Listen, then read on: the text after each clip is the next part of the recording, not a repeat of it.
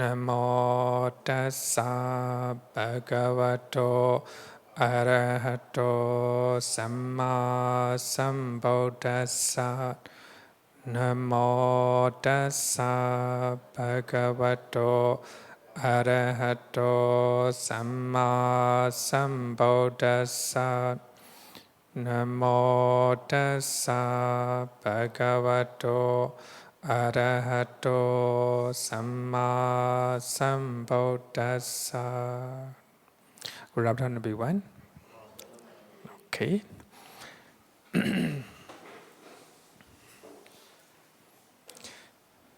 Today we'll study compassion. So previous week we talked about loving kindness, right? Loving kindness. Karuna in Pali.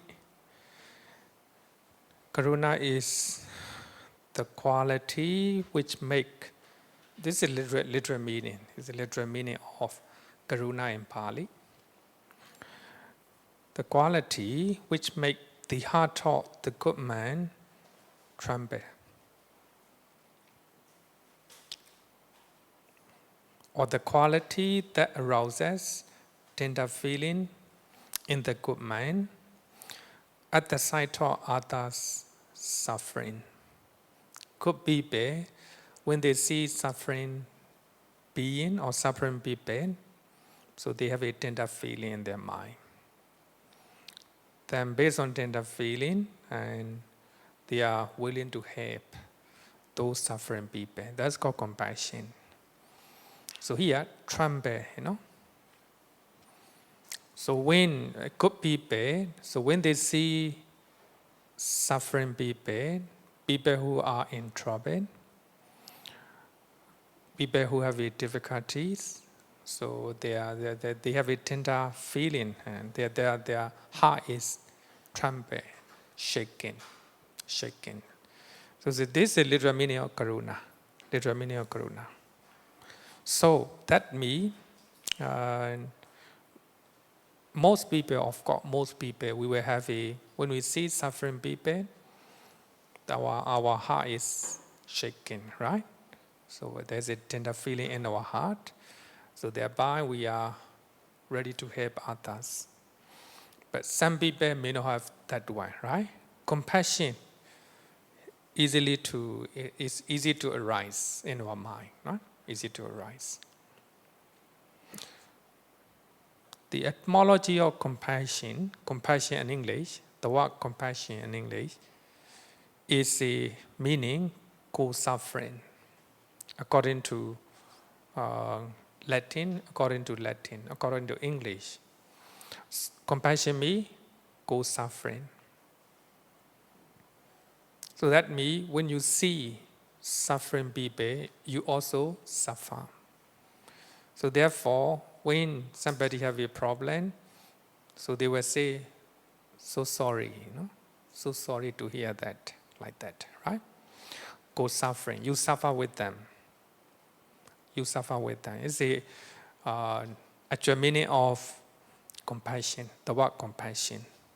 But here, the first paragraph, this show literal meaning of Pali, karuna, A little bit different, right? A little bit different. Anyway, they convey the same meaning.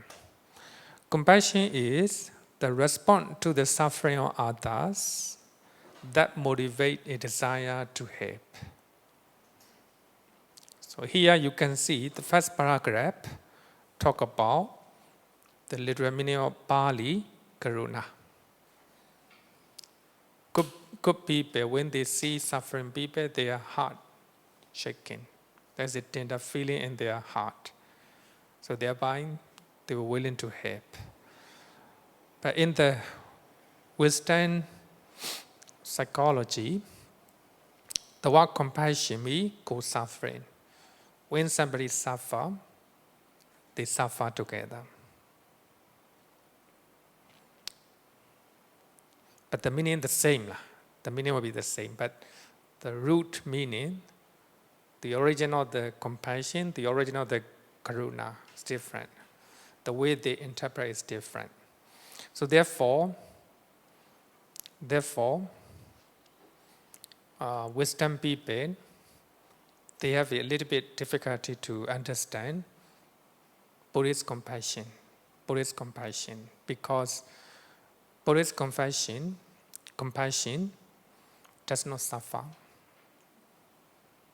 So suppose when somebody get into trouble, so when you have a sorrow in your mind, when you want to cry, that's not a compassion, Buddhist compassion.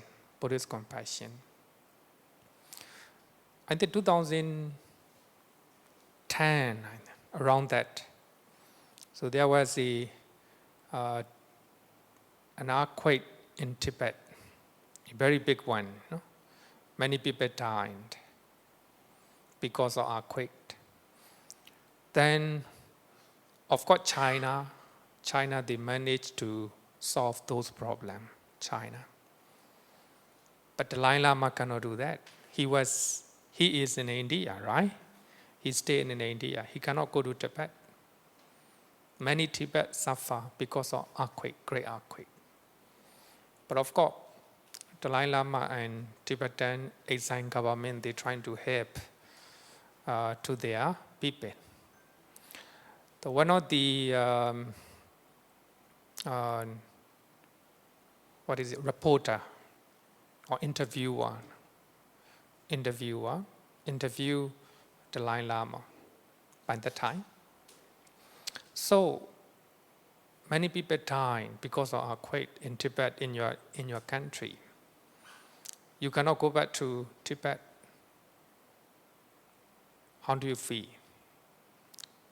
What is your response? How do you practice compassion? Dalai Lama say that I try my best to help my people. And he also said that China is doing that same thing. I try my best to help suffering people in Tibet. That's all I can do. So I don't have any sorrow in my mind. Sorrow. Very important, right? No sorrow, even though many Tibetan people are suffering because of earthquake. No sorrow, no crying. Because when you see that, of course, when we cry for suffering people, we think we have a compassion in our mind, right?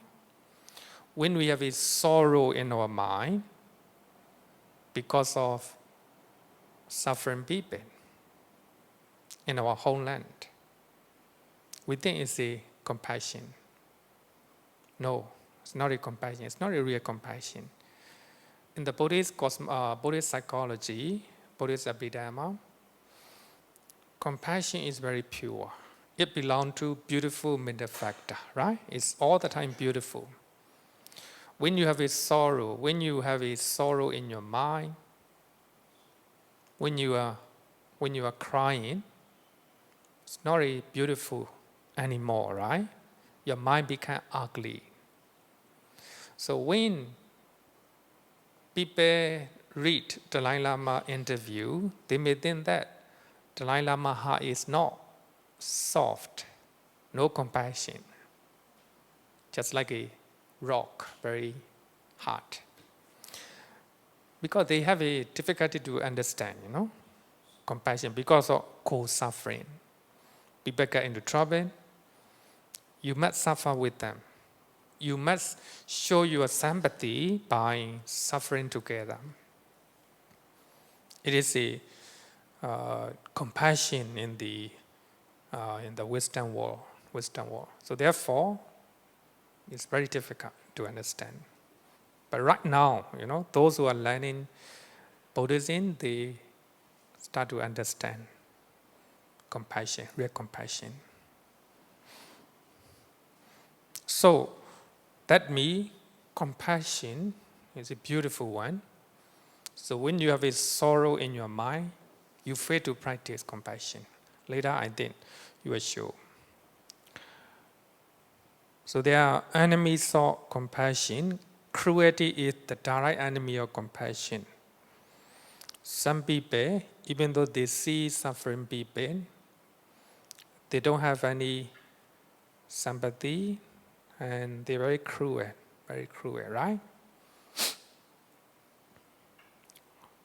Very cruel, no compassion. Suppose in the battlefield, right? Battlefield, the soldier, the opposite soldier, they give birth, right? Then those who do not have a compassion to them, so they will kill them, They will kill them. They are cruel, Cruelty is direct enemy of compassion, karuna. So those who have a compassion and sympathy, and if they give birth, right? If they give birth, if they surrender, they will not kill, right? They will not kill. So that is a compassion, sympathy. Cruelty is the direct enemy of karuna. Those who are killing animals, right? Animals are helpless. They cannot do anything. They kill because of cruelty, right? Cruelty. Some people, they have a compassion in their mind, so they do not kill. So therefore, in the Pali Canon, the Buddha said, liberation of the mind by compassion is escape from the thought of harming. You will not harm living beings. You will not exploit, right? Exploit. So you can, example in Singapore, right? People from poor country, they come and work here. Of course, most people, they have a compassion, so they have a sympathy. But some people, they don't have. They're trying to exploit those poor workers, right? Poor workers. Harming here means not only beating, not only killing, but also exploiting, right? Because of cruelty. So they don't have a compassion. They don't have a compassion in their mind, right? So therefore, cruelty is the direct enemy of compassion. So that is one enemy. Direct enemy is easy to see, right? Easy to see. If some people are cruel, they are ready to kill, They are cruel. Then another enemy is pity, or passionate grief, or sorrow. It's an indirect enemy. Sometimes we call it mask, enemy of compassion. It's not easy to see. When your mother is suffering, sorrow came, pity came. It's not a compassion. It is not a beautiful mind. So if you are seeing your mother is suffering on the hospital bed or at home, so what you can do is trying to be mindful, practice mindfulness and awareness, and stay calm, and trying to know what you can do by that time, what you can do, what you can talk. So by seeing suffering mother or father, so when you have a sorrow in your mind become polluted. Your mind is not clear enough to know what to do, So therefore, people who are crying, people who have a sorrow in their mind, so they do not know what to do, right? They do not know what to do. So therefore, pity or grief in your mind or sorrow in your mind is the indirect enemy. People think that you are very compassionate to your mother. No, not like that. It's not a compassion, Buddhist compassion. Buddhist compassion. Compassion, karuna is beautiful mental factor. So therefore, all the time, clear, all the time, beautiful, right? So when compassion, your emotions mix with the pity, greed, cruelty, so it's not a real compassion. In some cases, pity may appear in the guise of a friend, but it is not the true karuna in the Buddhist way of thinking. It is a false sympathy.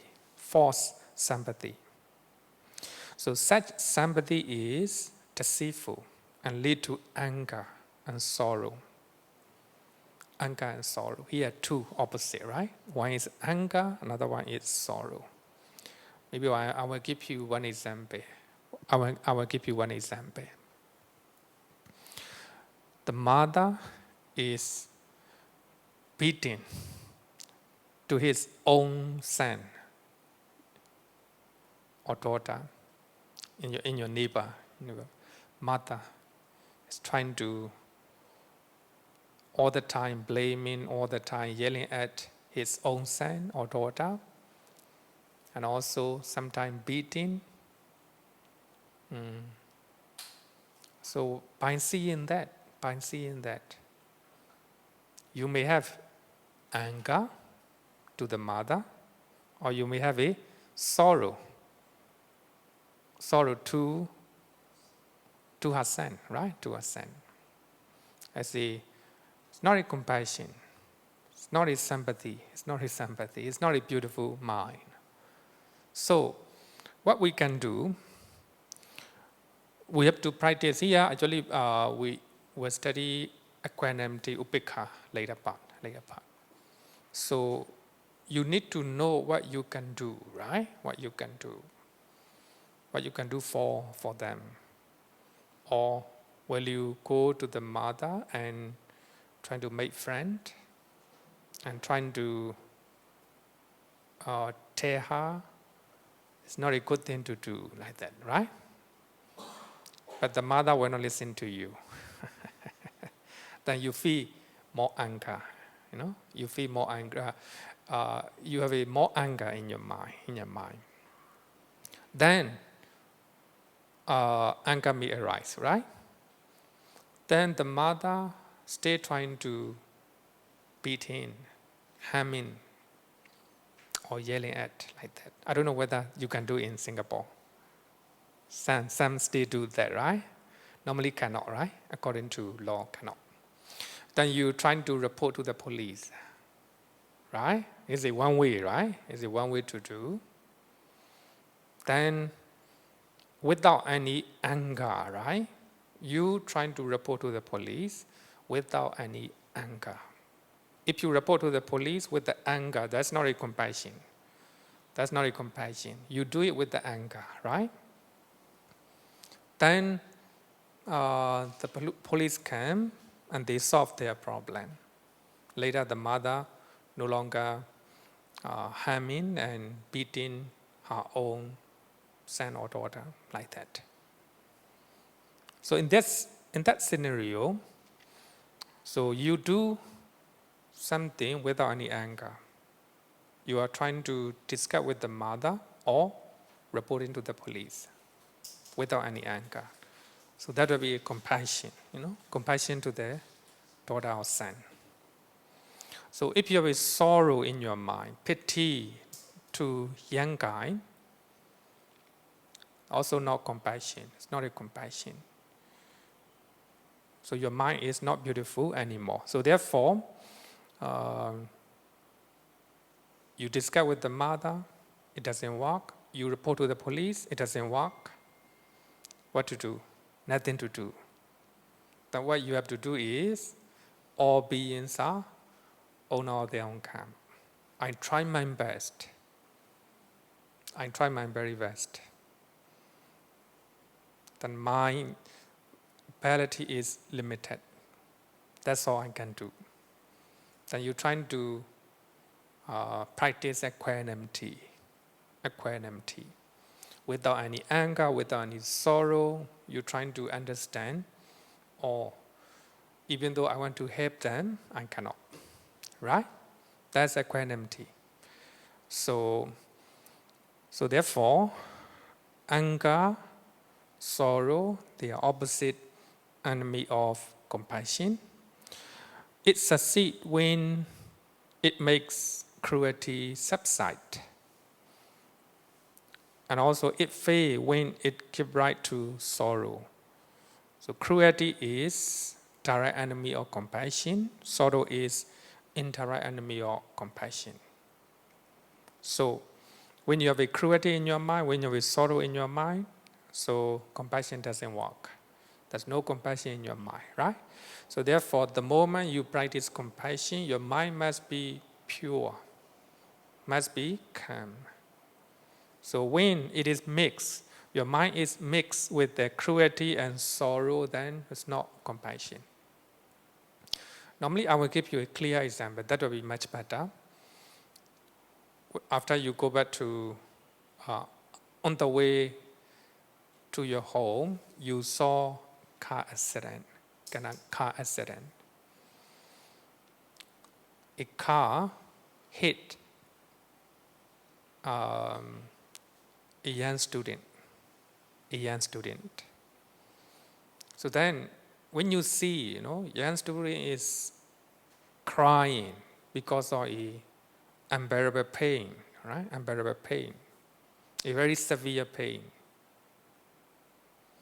Then, by seeing that, you can look at your mind. When you are angry to the driver, your compassion fails, right? When you have a pity to the young student, no compassion in your mind. No compassion in your mind. Because when we have a pity, when we have a sorrow for to the young students, right? Our mind is polluted. Our mind is not pure anymore. So therefore, in this case, there's a two enemy to practice compassion. One is cruelty to the driver. Another one is sorrow to the young students. When you have anger in your mind, you will not know what to do. So you were trying to fight with the driver, trying to say unpleasant things to the driver, right? Complaining like that. Not good, right? Not good. So when you have pity, sorrow in your mind by seeing suffering young student, then your mind also not clear. So we need to be very mindful at that particular moment. Mindfulness is sati, right? So based on sati, you will have a clear comprehension. You clearly understand what is happening right now. What is happening right now. We call it sampajana, right? Mindfulness and clear comprehension. These are important factors. So because based on mindfulness and clear comprehension, you have a compassion to both of them, driver as well as students. It's not easy to practice compassion to the driver, right? When you're angry. But when you don't have it angry, then you can practice, the driver will get into trouble because of this, right? So by that time, what you can do, you think about what you can do, right? When you have a real compassion in your mind, that means no cruelty, no sorrow in your mind. So you know what you can do. Whether you can help suffering students, or whether you can call to the police like that, right? Report to the police, motor picket, right? Motor picket like that. Then you try what you can do by that time. with a clear mind. So that will be clear, that will be compassion, that will be compassion. No anger to the driver. No pity in your mind because of suffering students. That your mind is mindful, clear comprehension, and full of compassion. Compassion, not only the student, but also the driver, right? Driver. So that will be real compassion in Buddhism. So therefore, we always say that compassion is a beautiful mind, Beautiful mind. So when you have a sorrow, pity in your mind, not beautiful anymore, right? So therefore, two enemies of compassion. Cruelty in our mind is direct enemy. Sorrow or pity or grief is the indirect enemy. Very difficult to see, right? Very difficult to see. So therefore, when your parents die, right? If you are not crying, people may think that you don't love your mother, right? So therefore, normally people have a misunderstanding about compassion, right? Compassion. Okay. What is metta loving kindness and compassion is also interesting to know. In Theravada Buddhism, we always talk about loving kindness, metta, right? Metta. Why Mahayana school emphasize compassion, karuna? Normally, when you go to Mahayana temple, and they will emphasize karuna or compassion. But Theravada, so you talk about loving kindness, metta, right? So we always recite Karaniya Metta Sutta, right? Metta Sutta. It talk about metta. In fact, all the four sublime states, four divine dwellings, are only different aspects of a single energy. That's very important, right? Single energy. So we cannot divide those four, we cannot divide. So just to understand easier, right? Easier. So we're trying to split into four. Different aspect of a single energy, it does not really matter where you start. Whether you talk about compassion or loving kindness, it doesn't matter. So they are just a part of a single energy. So here I must say that Venerable Dr. Abhidhamma, he is a Abhidhamma scholar from Myanmar. He write emptying the rose battery. So actually he deal with not only Theravada but also Mahayana Buddhist scholars. So therefore he know about Mahayana teachings. And he said that in one place, when we talk about anatta, non-self, Mahayana teaching, Mahayana they can explain better than Theravada. When we talk about anatta, non-self. So I have one Mahayana students in my earlier intake. He studied under Mahayana teacher, and he came and learned Abhidhamma, Theravada Abhidhamma. Then later we discussed about some topic. So one of them is anatta. So after discussing with him, so I began to realize. So he understands anatta very well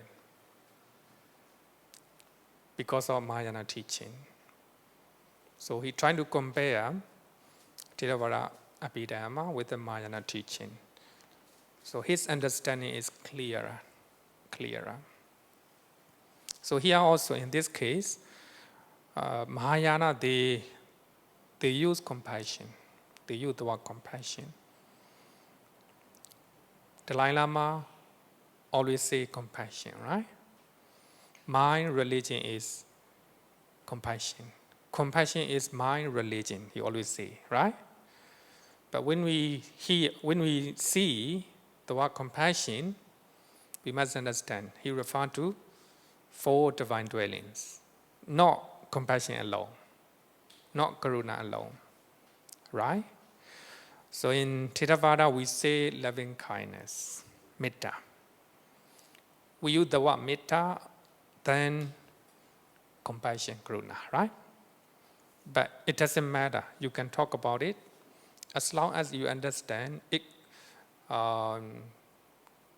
Whether you talk about loving kindness or compassion. So you must understand, they talk about 4 sublime states. If there is a difference, then it is only terminology.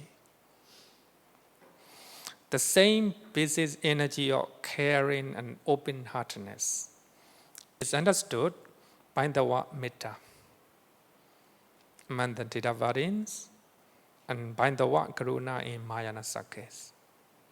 That means, even though they use different terms, it conveys the same meaning. Talk about caring, open-heartedness, and warm-heartedness like that. That's one thing to take note. Huh? One thing to take note. Okay, any question regarding with compassion, karuna? Okay, yeah.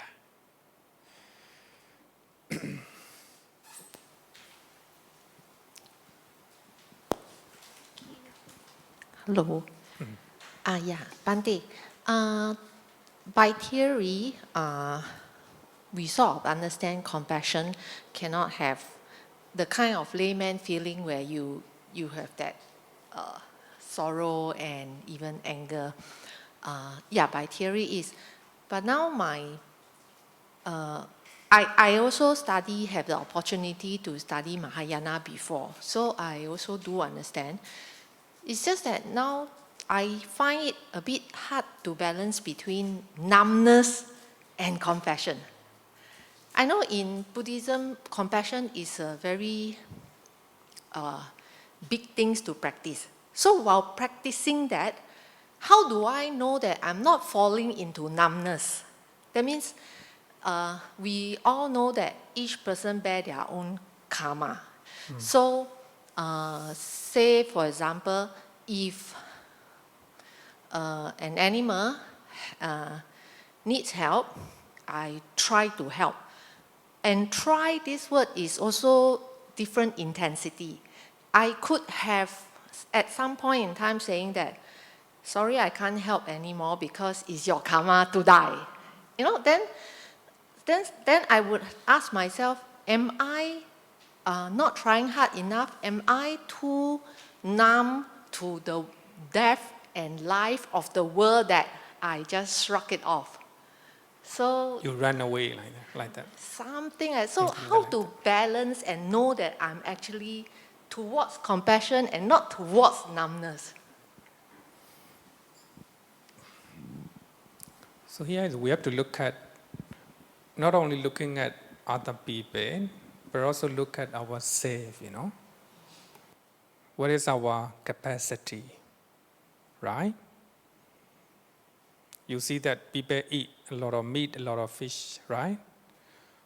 Some people who are very compassionate toward the animals, they are speaking out, right? They voice out, killing animals is not good. All people should eat vegetarian food like that, right? Of course, you have to do. You can do on your part, right?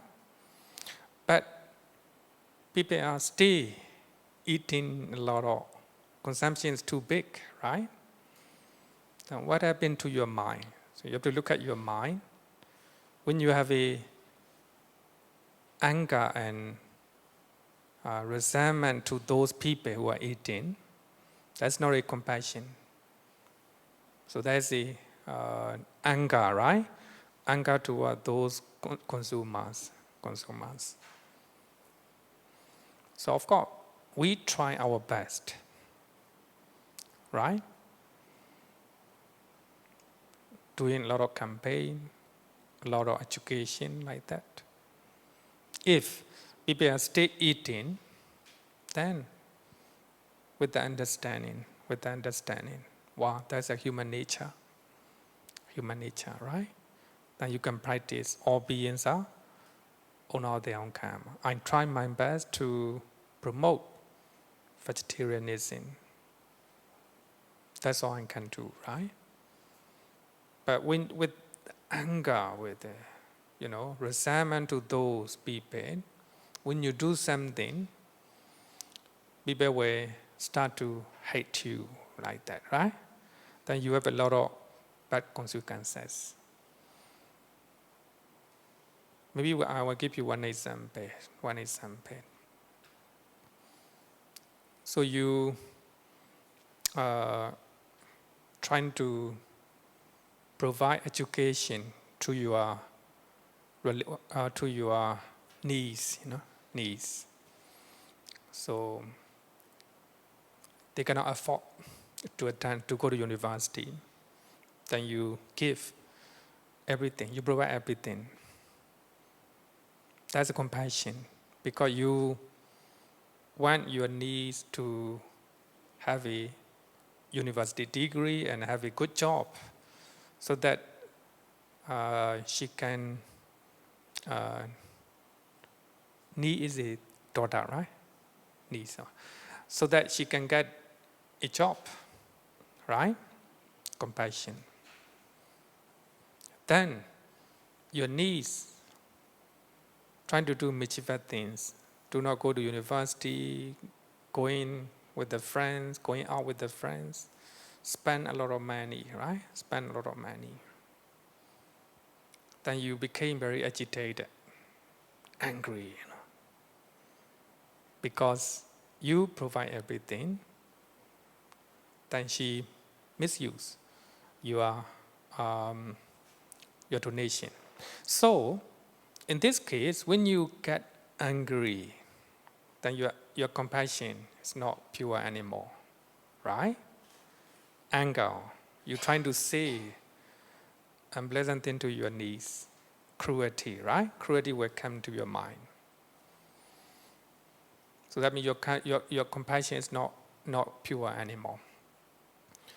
Then without anger, so you will discuss with your niece. You will tell her you should try to continue devote your time to study. Then your niece listen for a while, then behave like a normal. So without going to classroom and trying to go out with the friends. Then you try second time, you try third time, right? Then you have to decide your limit, right? Whether it is a good thing to continue to provide, right? Without any anger. Earlier, you have a compassion to your needs. Right now, if you are angry or frustration, then it's not a compassion anymore. So you have to look at your mind, then trying to change her mind. But if you cannot change, it's time to look at yourself. Even though you give a lot of money, it will be fruitless, it will be fruitless. So we have to understand that. If you think that your donation is fruitless, then it's time to stop. Or even though I want her life is better, but she does not understand, then you can practice equanimity. All beings are on their own karma, right? Yeah, actually some people, even though we provide, right? So they cannot live up to our expectation. So they have their own limit, right? Their own limit. Then we are frustrated by the time because our compassion is not pure, right? Then in those times, it's time to look at yourself. Oh, my money will be fruitless, if I continue to do that. It's time to stop. That's not a cruelty. It's not a cruelty. It's understanding, right? Understanding. Even though you continue to do that, it will be your niece will not go to your classroom, and she will not pass the exam, right? The exam without any anger. Then you practice compassion. Okay. No question, right? Okay, then next one is altruistic joy, mudita. Mudita, appreciated joy, is a rejoicing in others' success, and fame, others' promotion, beauty, prosperity, accomplishment, happiness, etc. You feel happy to see success of other people, promotion of other people like that, without envy and jealousy. So envy and jealousy is direct enemy of altruistic joy, mudita. It's not easy to practice, not really easy to practice. When your classmate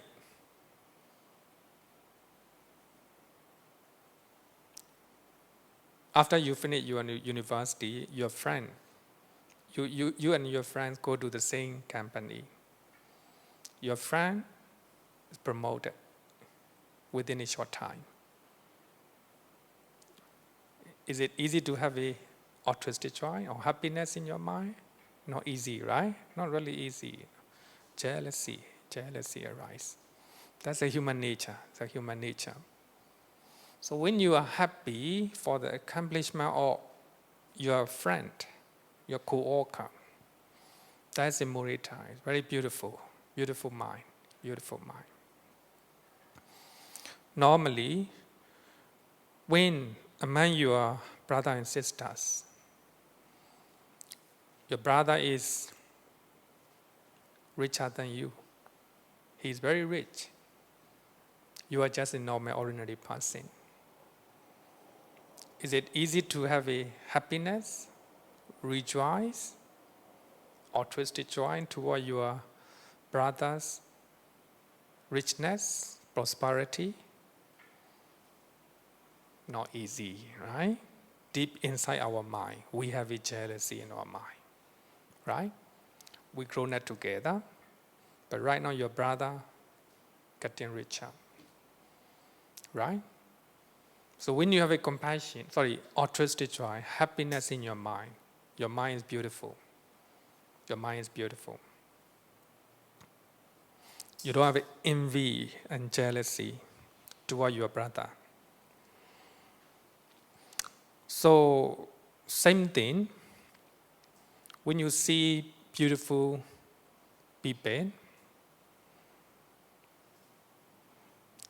if you are happy for their beauty, your mind is beautiful, right? The mind is beautiful. Not easy, right? It's not easy. You can look at airlines, walking, how they call it, air hostess, right? Huh? Air hostess. They are beautiful, right? Some are more beautiful.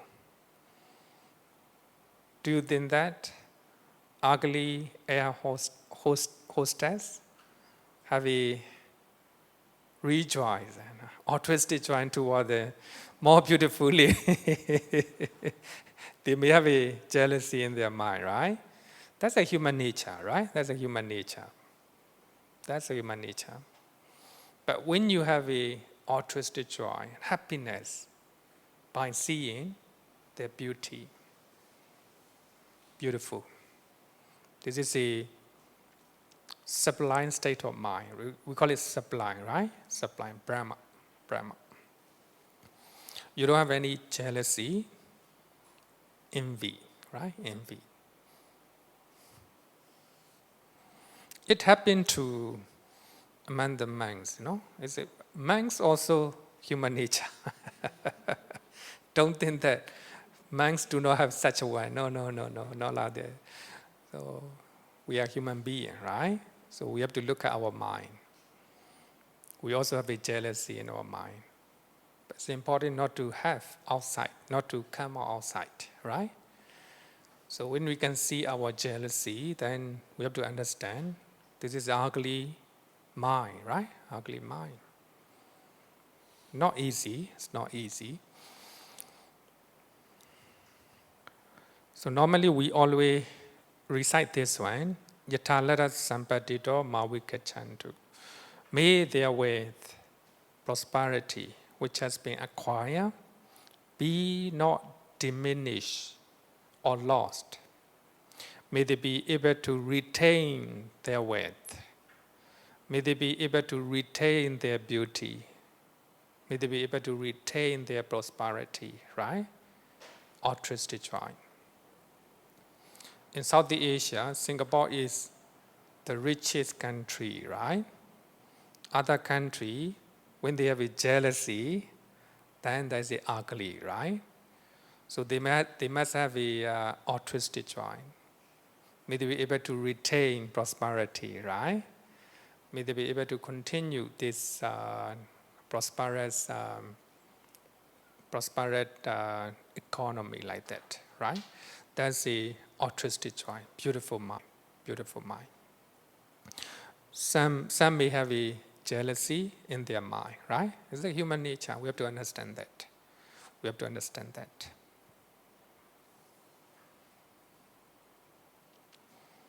Suppose your friend is appointed as a minister in Singapore. Then you're very happy for him. Altruistic joy, Altruistic joy. Your friend, you're working in the same company, It's easy to have a altruistic joy toward higher people, But when somebody working with you, same company, same post, right? He was promoted, he was appointed as a minister in the new government. Then, as a co-worker, when you are happy for him, altruistic joy, beautiful. Jealousy in your mind, because you also potential to become minister. The Mr. Loriwang choosing. Then normally jealousy may have, right? Equal place, equal post. Man, sister, and brother, right? You grown up together. When somebody is richer than you, then you may have a jealousy in your mind, deep inside in your mind, right? That's a human nature. So we have to carry out all these, we have to take it out. So that ugly mind, right? So may my brother be able to retain his prosperity, happy, right? That's the altruistic joy. Altruistic joy. Liberation of the mind by altruistic joy, mudita, is the opposite, the escape from unhappiness, arati. Unhappiness, arati. So here, the word arati is unhappiness in others' success, fame, beauty, achievement, etc. etc. When your brother is rich, right?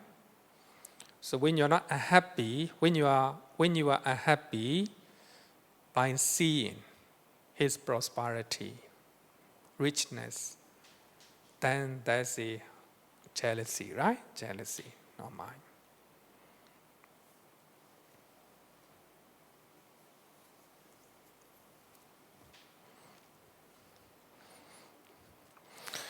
When a monk or a nun is not happy in the holy life, Pali Canon mentions the word arati. Arati and happiness.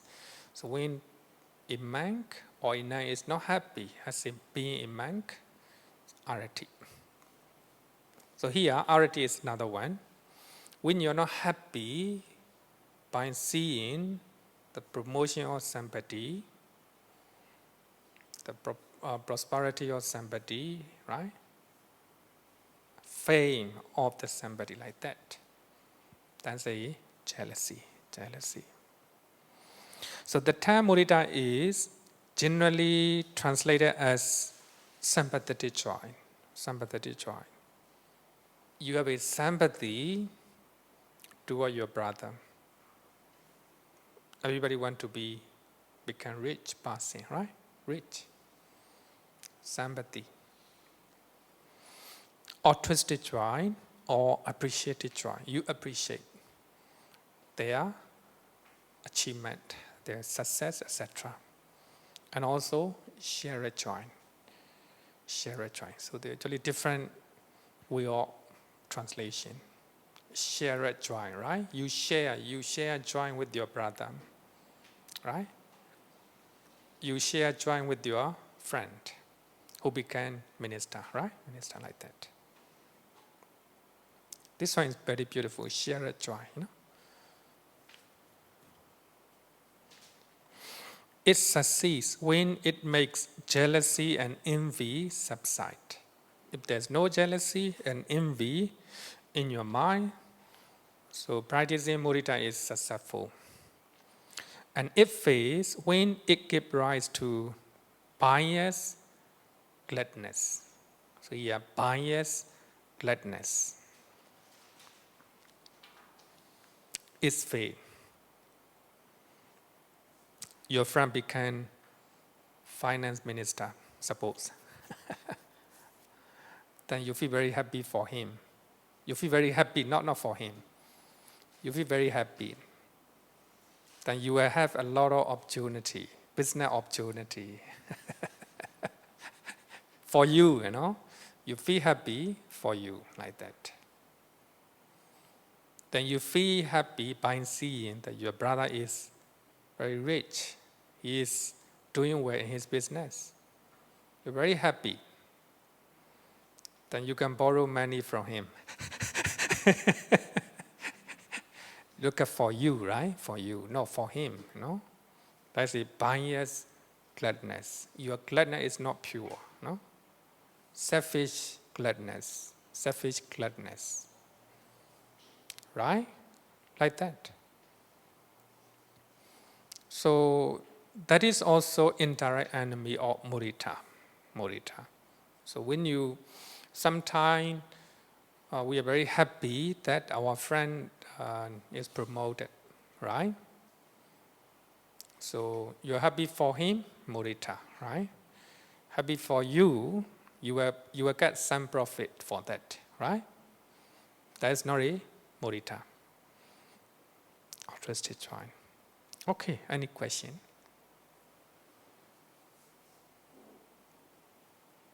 No question, okay. Then the last one is equanimity, upekha.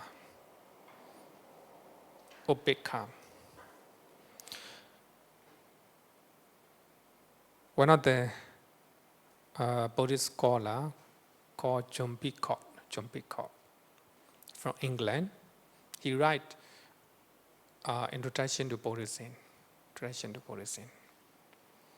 And he said that equanimity, upekha, is the closest term to Nibbana.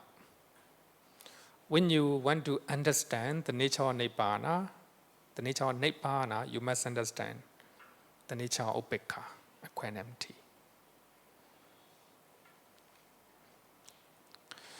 Equanimity means seeing equally or seeing the object by not falling into one side.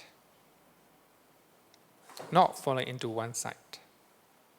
So you need to balance your mind, not to fall into one side. Normally we give this example, right? The art of balance in our mind. When you fall onto one side, you get into trouble, right? You get into trouble. So you have to stay on the tightrope. It's not easy, right? It's not really easy job. Our mind normally fall into one side. We cannot stay at the middle.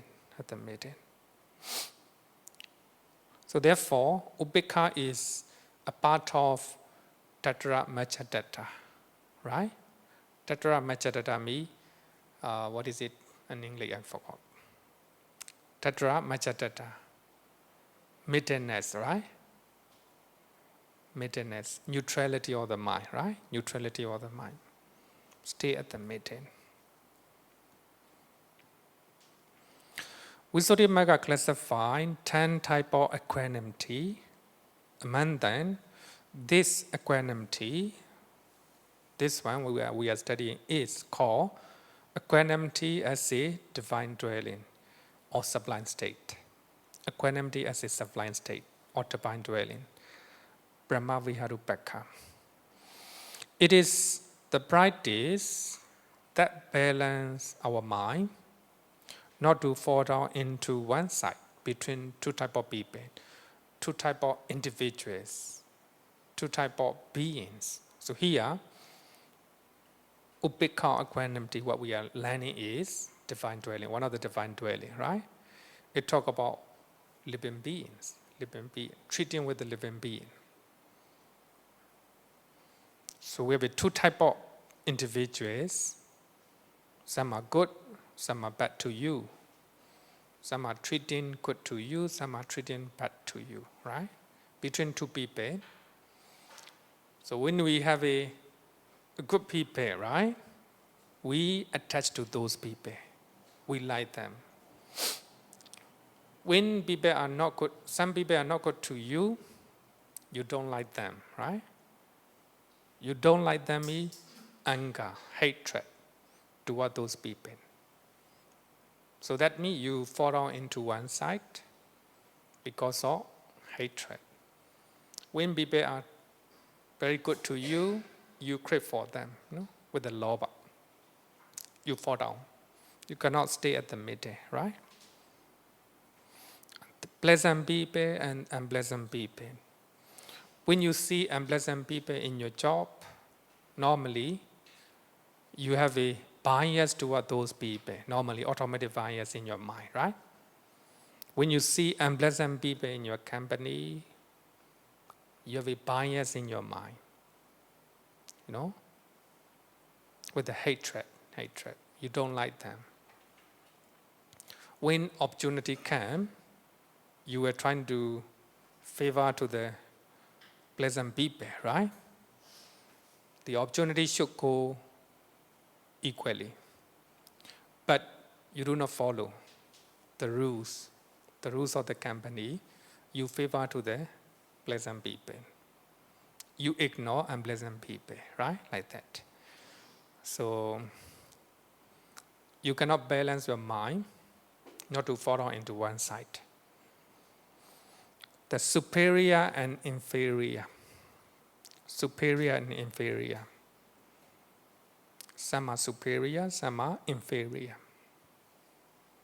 Suppose between the rich and the poor, right?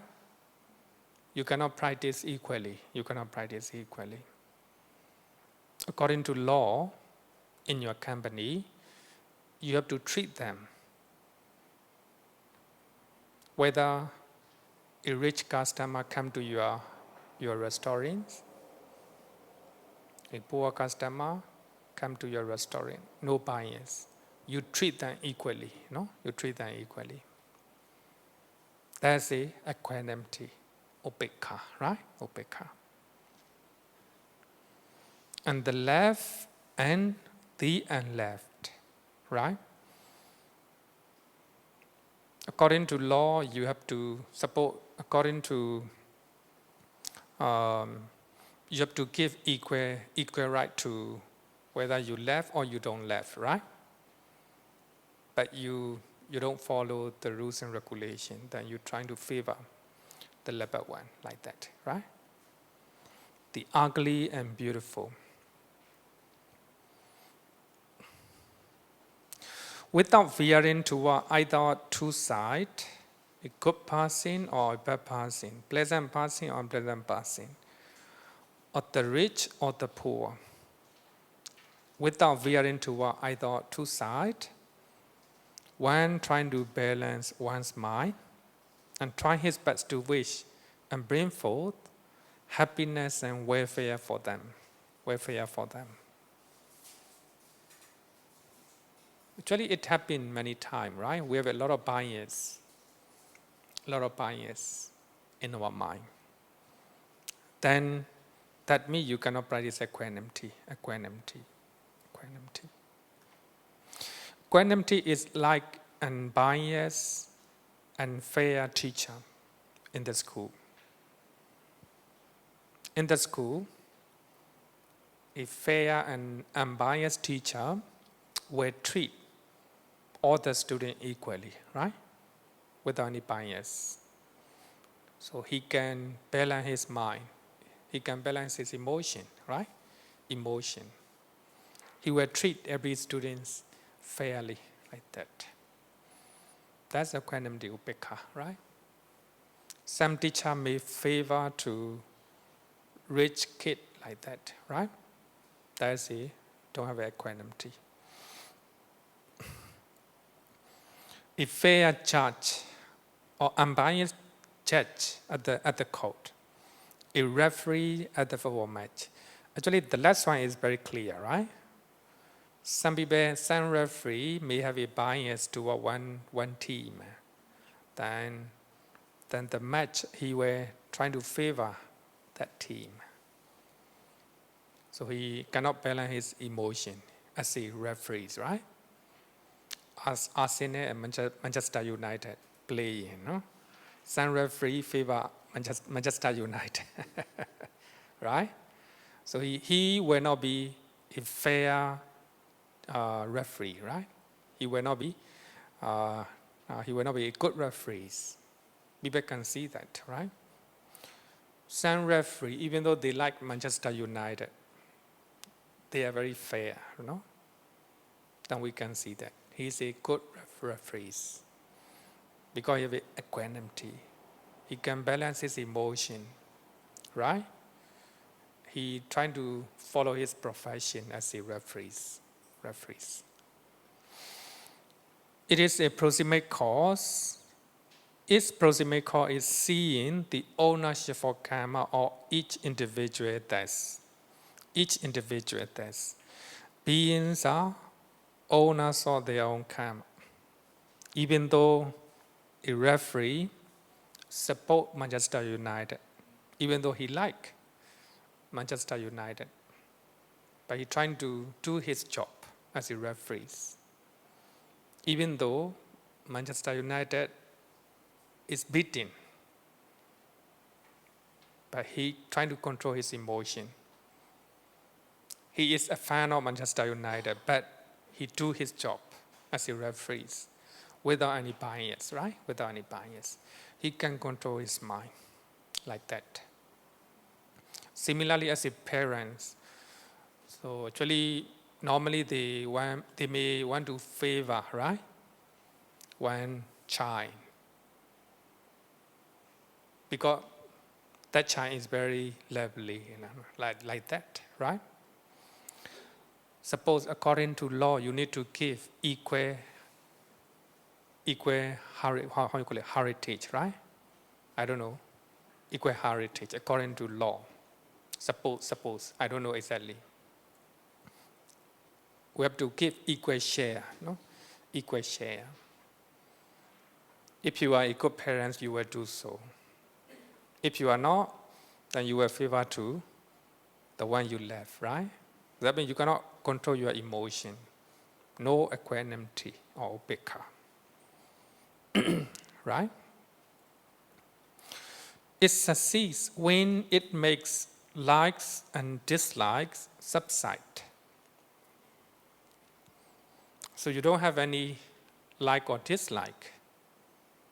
As a referee, you don't have like and dislike at that particular moment, right? He forgot about likes and dislike.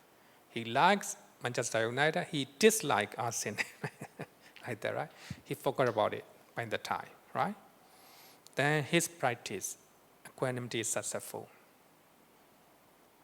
And it fades when it gives rise to indifference or numbness, right? You use the numbness or indifference feeling. The indifference, in the sense of unconcern for beings, indifferent.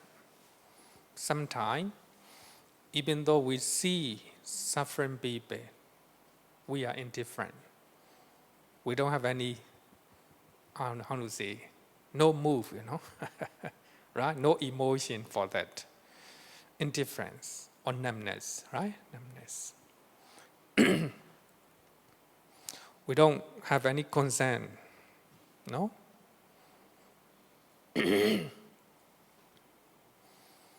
So there is a fighting, everywhere in the world, right?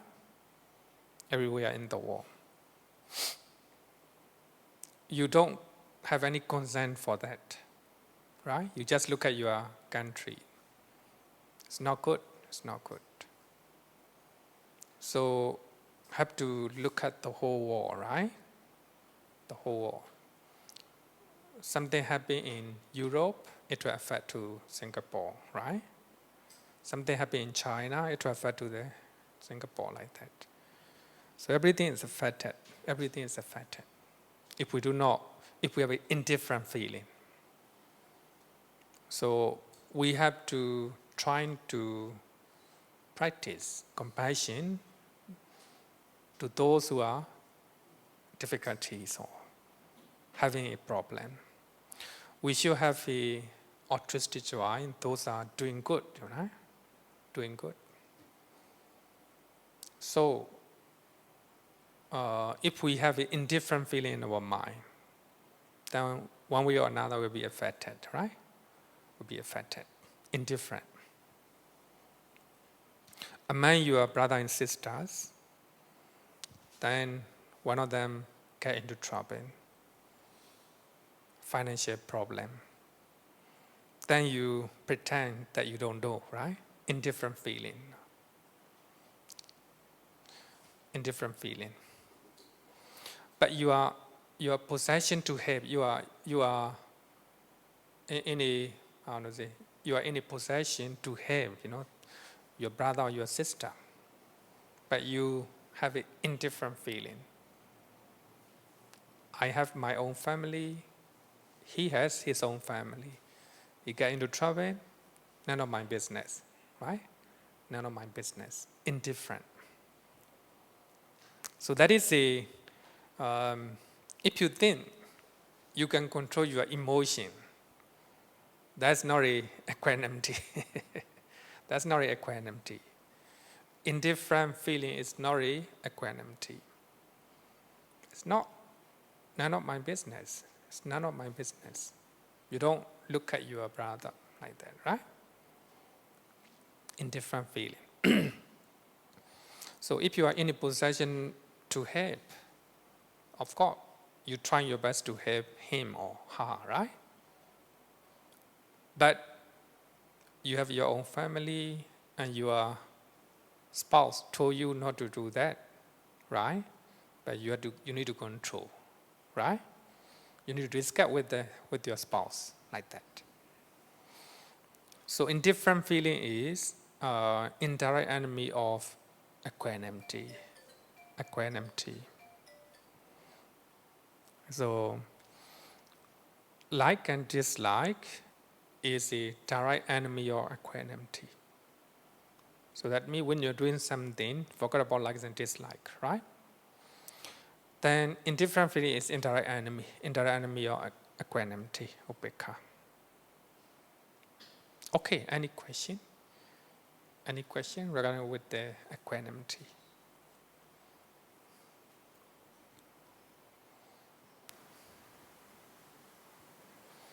Suppose one of your friend having a problem, financial problem. Suppose financial problem. As a friend, you're trying to help him as much as you can. That's a compassion. That's compassion. But he need more money. But you cannot borrow him anymore.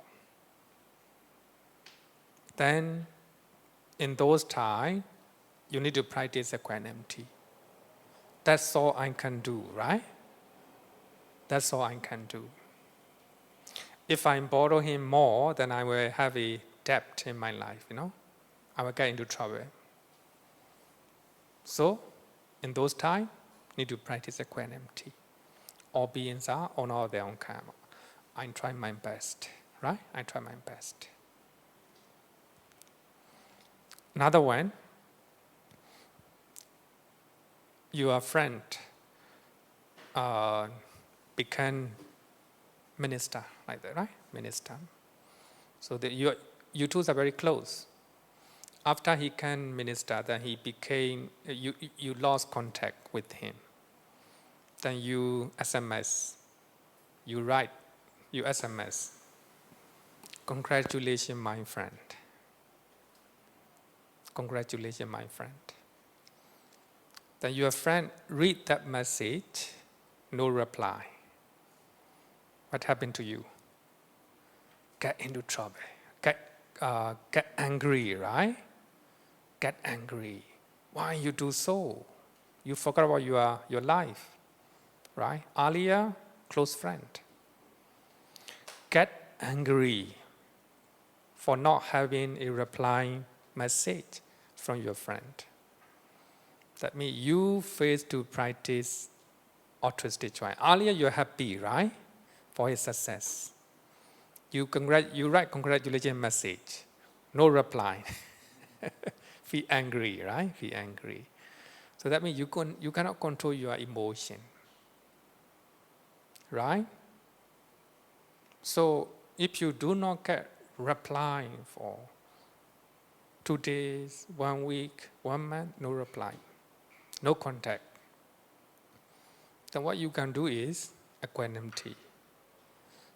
All beings are on their own karma. Oh, because of his hard work or because of close contact with the Prime Minister, he got this possession like that, right?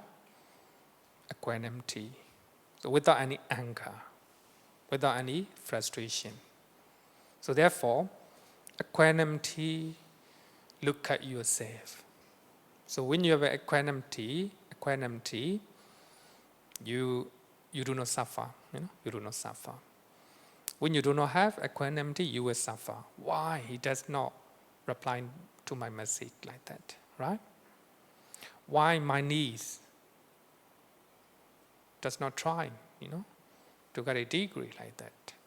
So a frustration in our mind, right? So therefore, equanimity is important to look at our life. So we look at different functions for divine dwelling. Loving kindness is suitable for those who have a much ill.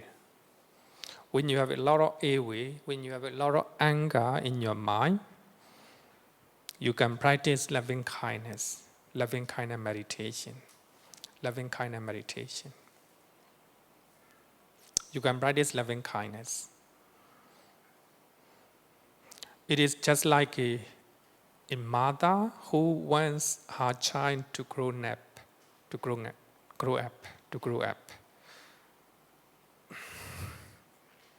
Visuddhimagga gives example of a mother and son. Normally, mother is a symbol of left, right? Symbol of left. Mother left their child to grow up beautifully, right? Beautifully. So loving kindness is like the love of a mother. Compassion is suitable for those who have much cruelty in their mind. Some people have a cruelty, some people have a lot of, desire to harm other people, right? It is just like a mother who wants her sick child to get well. If a child is sick, the mother cannot take it, right? So she will try her best to, for her son to get well. Altruistic joy is suitable for those who have a much dislike or unhappiness to the success of other people, dislike of other people, like that, Altruistic joy. Then Visuddhimagga give example of a mother who wants her dead son to be prosperous, to get a good degree, or after getting a good degree, to have a better job, like that. That's altruistic joy. Equanimity is suitable for those who have a much lust or attachment. Here, attachment. Example is a mother who does not bother about her son who is successful in his business. Successful in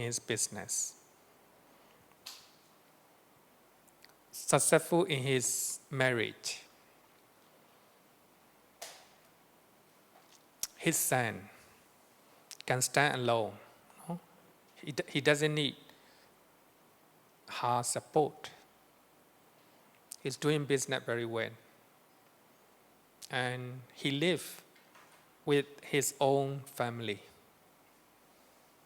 Then it is time for mother to not to bother, an affair of her son. Normally, some mother still want to interfere, right? His business, his marriage, like that, because he doesn't have a equanimity. So now, who have less me craving for her own son. She think her son is still very young in her mind, in her eye, So therefore, he always go to the company, he interfere his job. She will go and visit her son's house and try to interfere between her son and daughter-in-law, like that, right? So that's the human nature. So now, the mother do not, in other words, we can say ignore, right? No need to bother about her son because he can manage his own business, family affair, like that, right? Then he doesn't need to interfere. He doesn't need to talk anything, right? So that is the equanimity. It's not easy, as a mother, because she left her son. Now she have to give birth her son to another lady, right? So as a mother, it's not easy. It's not easy job, right? But we need to control our emotion by that time. That's the time to practice equanimity. So my son can manage his own business and can manage his own family affair, right?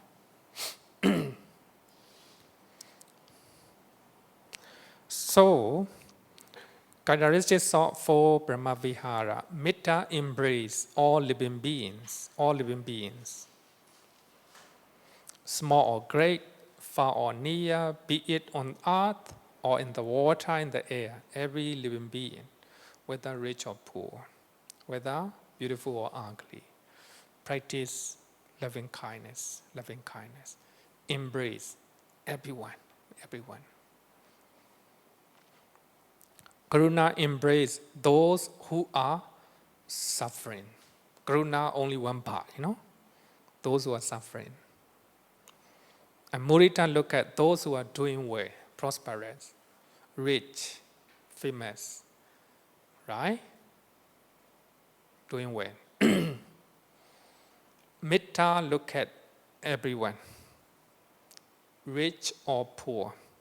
Karuna look at the poor. Mudita look at the rich, like that. Upekha embrace all beings without making any discrimination. So here you can look at Metta and Upekha, right? They look at everyone, every living beings. Karuna look at only one part, those who are suffering. Mudita look at those who are doing well.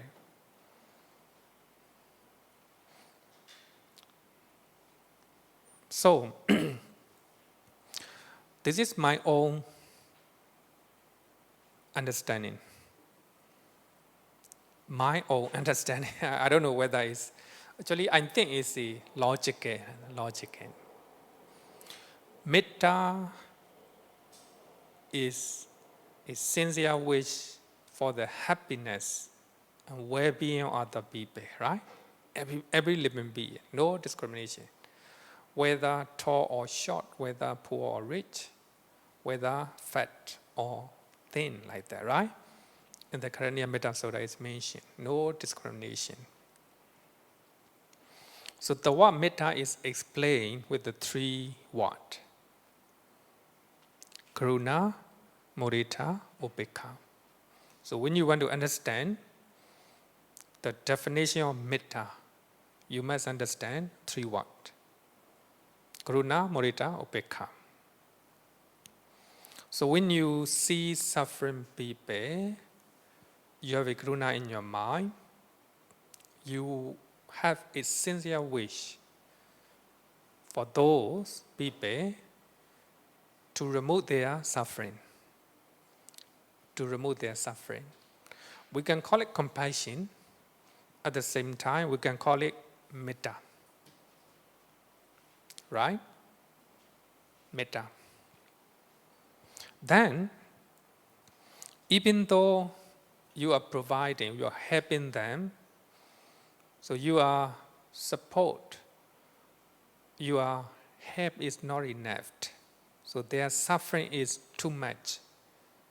They need a lot of things, but you cannot afford.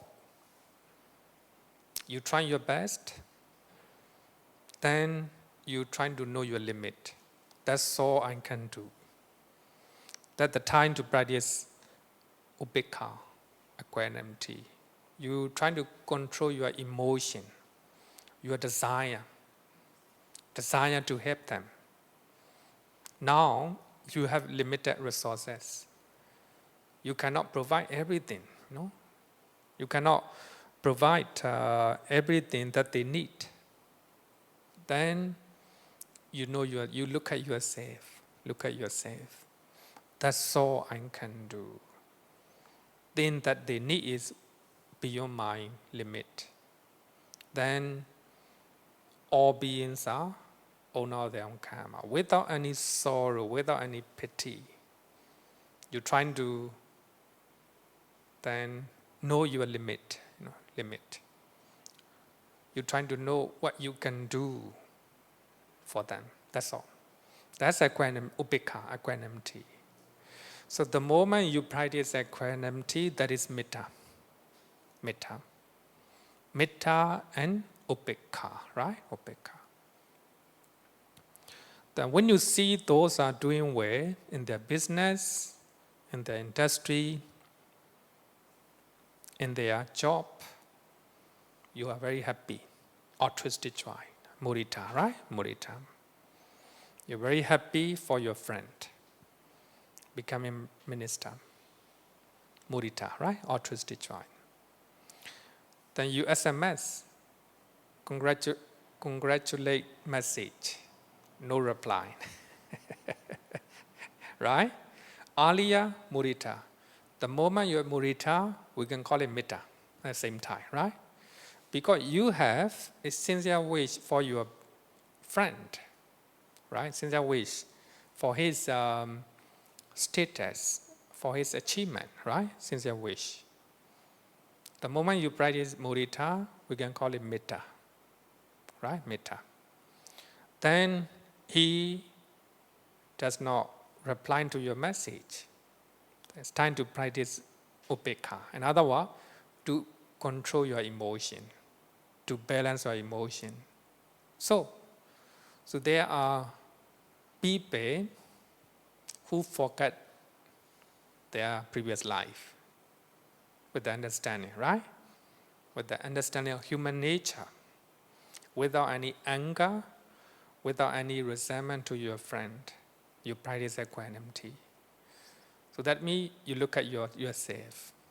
No anger, no frustration. You are okay, right? Then equanimity, at the same time, metta. So only you combine with the upekkha, your metta will be genuine one, right? Genuine one. So if you cannot combine with the upekkha, you cannot practice actual loving kindness, right? Actual loving kindness. So therefore, upekkha is considered as a stabilizing factor. Stabilizing factor. We have a stabilizer here.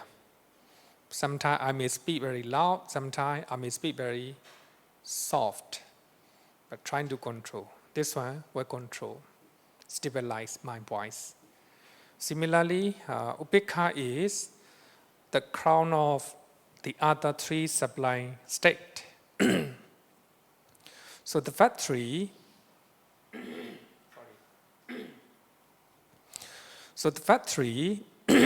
if unconnected with equanimity, may sidetrack due to the lack of stabilizing factor. So here, upekkha prevent loving kindness from falling into selfish affection. Selfish affection.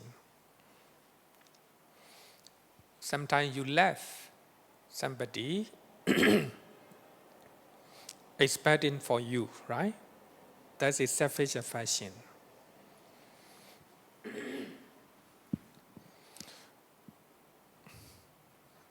Your daughter want to study science, but you want her to become a doctor. She want to become a scientist, but she doesn't want to become a doctor. But you want to show off among your families or among your friends. My daughter is a doctor. Then you trying to push your daughter to attend medical school. Right? So that means you pretend that you want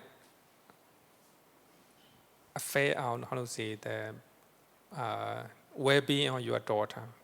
Actually, it's not. You look at yourself. My daughter, I need the brighter mind, I need a daughter, in my family like that. Selfish affection, right? It checks karuna not to before sorrow. We already talked about that, right? So when we see suffering people, sorrow normally come in. It is a ikat mudita not to be defeated by a pious gladness. So we are very happy for achievement of other people. We think that expecting something from that, right?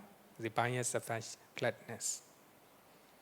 So therefore, upekkha is a stabilizing factor. So we need to control with the upekkha. Then only our metta will be genuine. So another thing, actually here, important thing I put forward this idea. Metta is explained with the 3 words.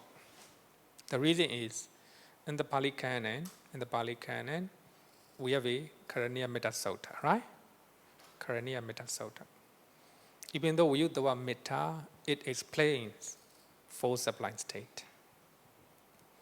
We have 11 benefits of metta, right? Practicing metta. It's not just metta alone, four sublime state. We have three kinds of metta: bodily loving kindness, mental loving kindness, and verbal loving kindness, right? Bodily, verbal, and mental loving kindness. Not only metta, it's also we have a bodily compassion, verbal compassion, and mental compassion, like that. Similarly, mudita also same thing, 3. Equanimity also same thing, 3. So therefore, I want to say that metta is the main practice. To understand metta, you need to study the other 3, the nature of the other 3, right? Okay, if you have a question, one, if you want. If you can ask one question. No question. Okay, let's call it a day.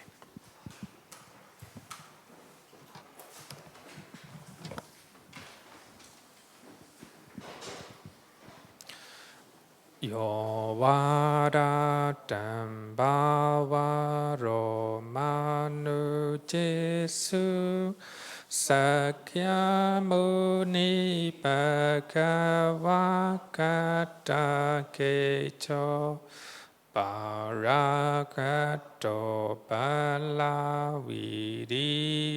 samangi Dan sukatam saranatamu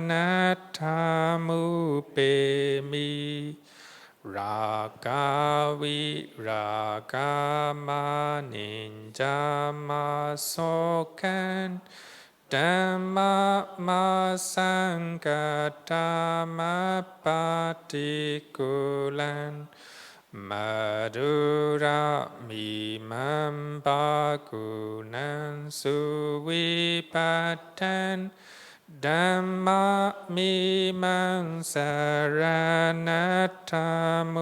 pemi Yatha cha de nama apalamahu Chatu su si su purisa yugesu Attacha pogala dhammata sate Sangami mansaranata mupemi Sadhu, sadhu, sadhu. Thank you.